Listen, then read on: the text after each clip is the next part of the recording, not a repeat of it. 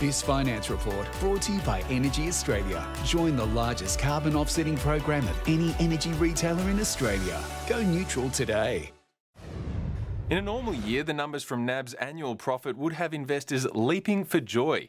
Cash profit soared above $6.5 billion and total dividends landed $1.27 per share. But it hasn't been a normal year, and the share price has already shot up 45% in 12 months. That meant expectations were high, and investors actually decided to sell today. Overall, the market was slightly lower, with Afterpay jumping on word of a new app, Chalice Mining easily the best of the day, and all of the big banks lost ground. Bitcoin's record run continued. It's now closing in on 100,000 Australian dollars, and one Aussie was buying 74 US cents, 64 euro cents, and 54 British pence.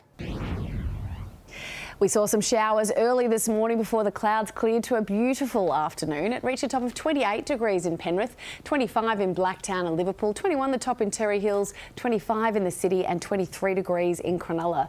It was mostly fine across New South Wales, temperatures close to average in the north and slightly below average in the south. One of the warmest places in the state was Walgett, hitting 34 degrees, while in contrast, Merimbula only reached a top of 19. Tomorrow, troughs and a low pressure system will lead to widespread showers and storms right across the country. So showers in Brisbane tomorrow, heading for a warm 28 degrees. Showers in Canberra with a top of 20.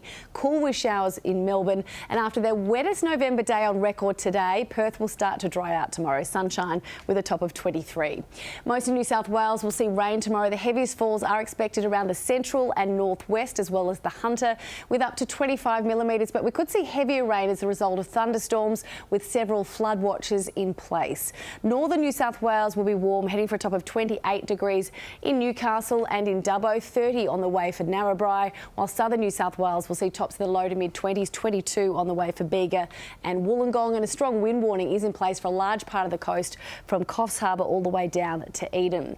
Sydney will be cloudy tomorrow morning with rain and storms developing from lunchtime and moderate northeasterly winds. We're expecting 8 to 15 millimetres of rain in the city and 10 to 15 millimetres in our west, heading for a top of 24 to 25 degrees across our western suburbs, including Kellyville and Parramatta, 23 the top in Terry Hills, 25 in Gosford and the city, and a top of 22 degrees on the way for Cronulla.